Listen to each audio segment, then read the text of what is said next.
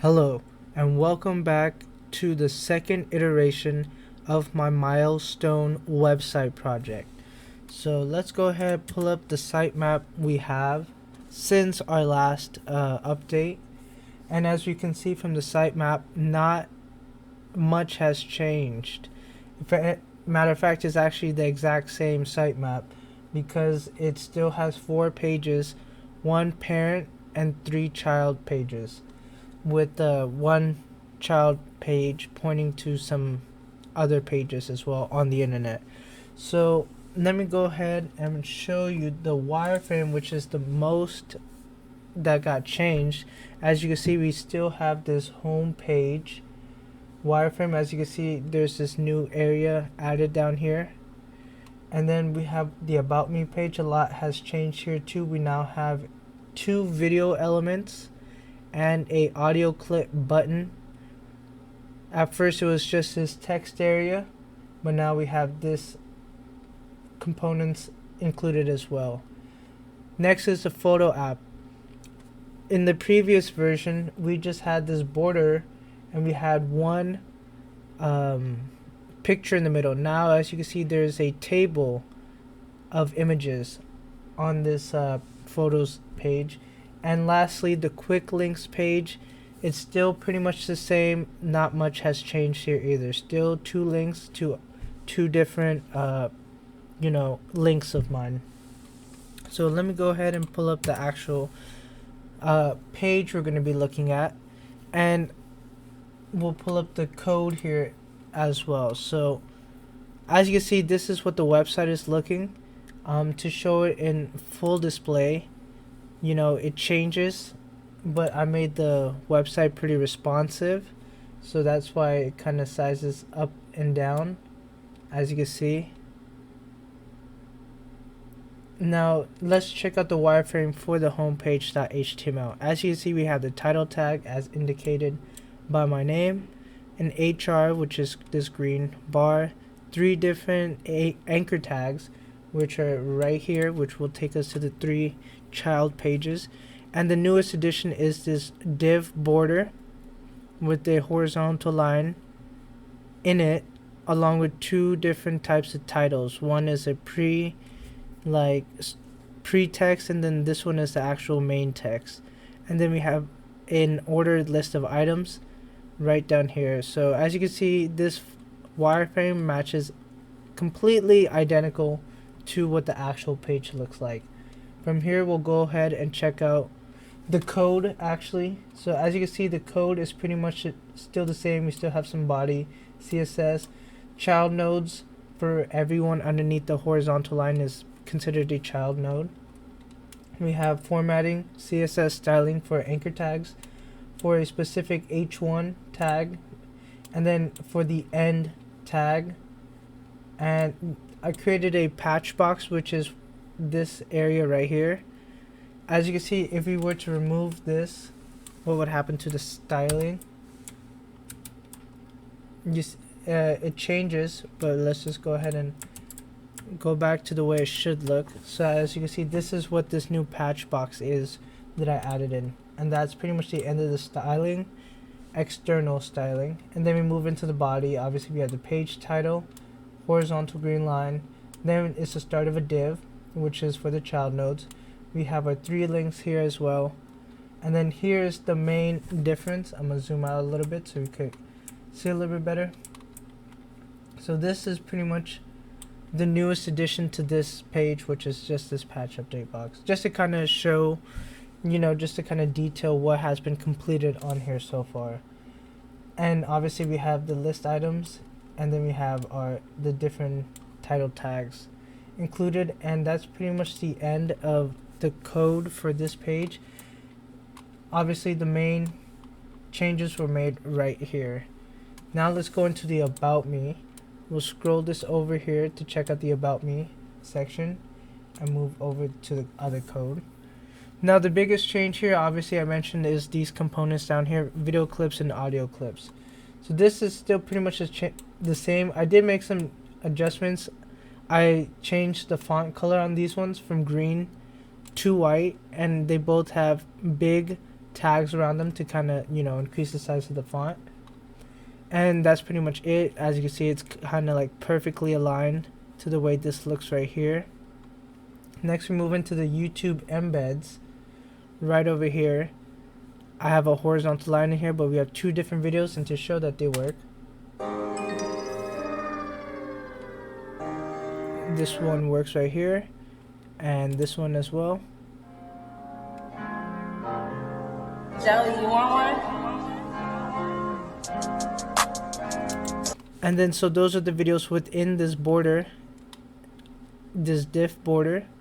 And then down here we have a button too, which when we click makes an extra bonus like video game sound.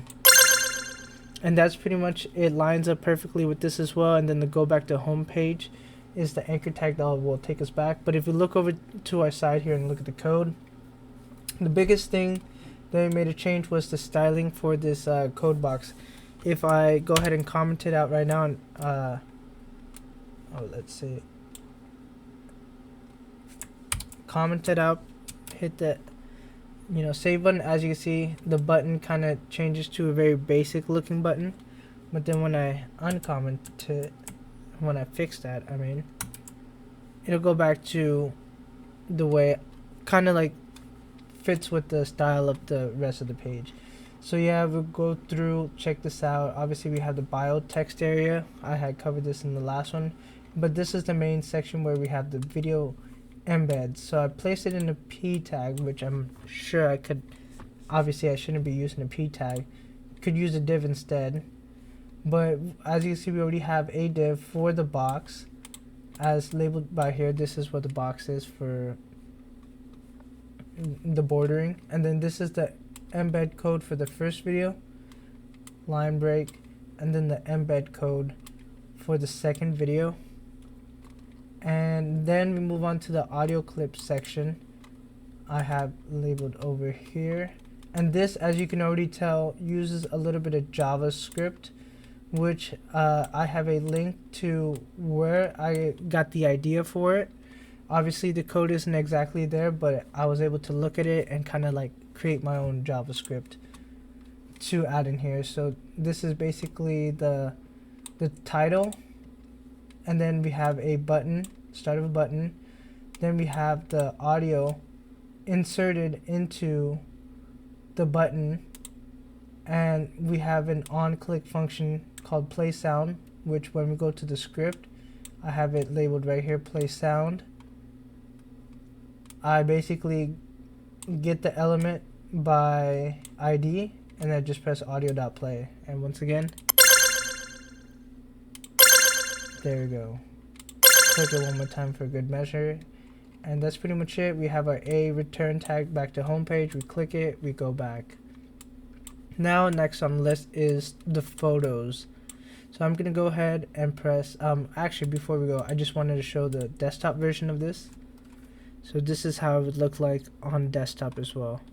Now change screen size, go back to home page, go to photos from here, and this one I'm gonna show over on this screen because it looks just a little bit better where it shows the whole page. But as you can see, oh sorry, had to click some stuff, but as you can see from this photo area we have here, we have our grid of 4x3 images in a table tag. So I am showing how the table tag works.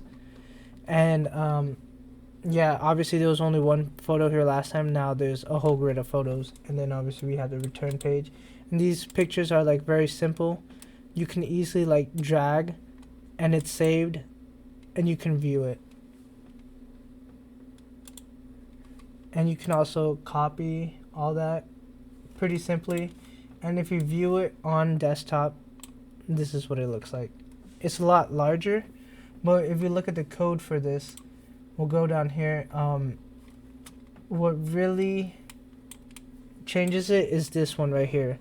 It's this image tag I have. As you can see, this is the part of the code that I kind of like had to look up, but